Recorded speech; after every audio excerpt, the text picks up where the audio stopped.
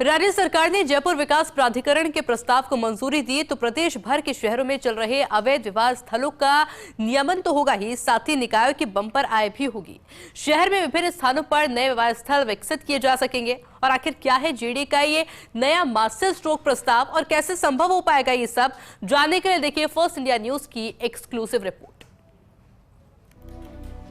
प्रदेश के शहरों में बड़ी संख्या में अवैध रूप से विवाह स्थल संचालित किए जा रहे हैं। इनमें कई विवाह स्थल आवासीय भूखंडों पर चल रहे हैं। नगर निगम, नगर पालिका और नगर परिषद की ओर से उनके क्षेत्रों में चलने वाले विवाह स्थलों को लाइसेंस तो दिया जाता है, लेकिन इनमें से अधिकतर विवाह स्थलों के पास लैंड यूज के अनुसार भूमि का पट्टा नहीं है। निकाय की ओर से कई ऐसे विवाह स्थलों को भी लाइसेंस दिया जाता रहा है जो कृषि भूमि पर चल रहे हैं। प्रदेश के शहरों में बड़ी संख्या में संचालित अवैध विवाह स्थलों के नियमन में सबसे बड़ी बाधा उनके लैंड यूज चेंज की है।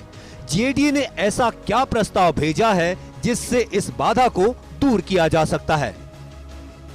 प्रदेश के शहरों में अधिकतर विवाह स्थल कृषि भूमि, आवासीय भूमि या अन्य भू उपयोग की भूमि पर चल रहे हैं। जिस भूमि पर विवाह स्थल चल रहे हैं उस भूमि का पट्टा देने के लिए आवश्यक है उस भूमि का लैंड यूज चेंज व्यावसायिक किया जाए।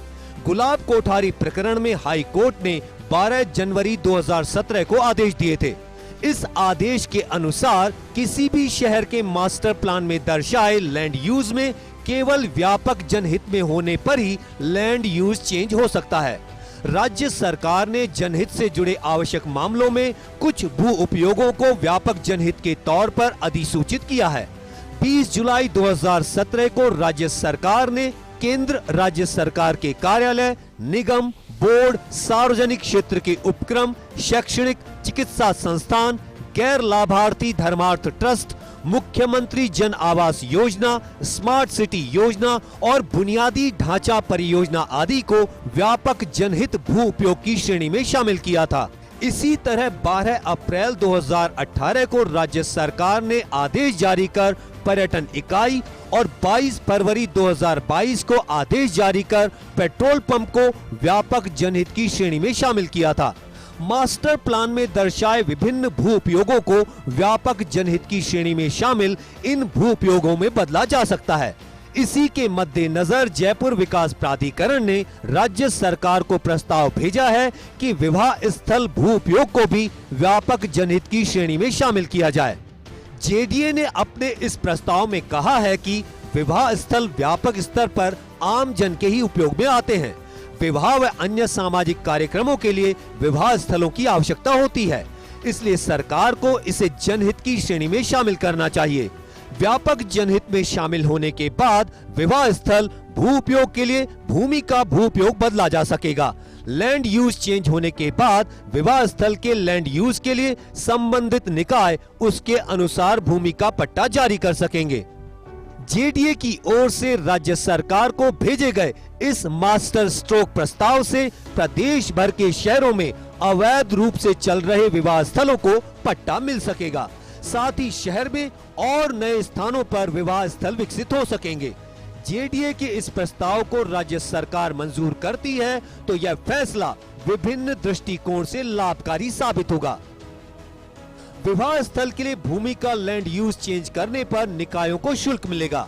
लैंड यूज चेंज के बाद भूमि का पट्टा जारी करने पर भी निकायों को शुल्क मिलेगा।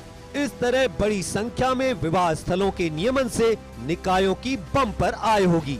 मौजूदा विवाह स्थलों के साथ ही नए विवाह स्थल विकसित होने का रास्ता खुलेगा।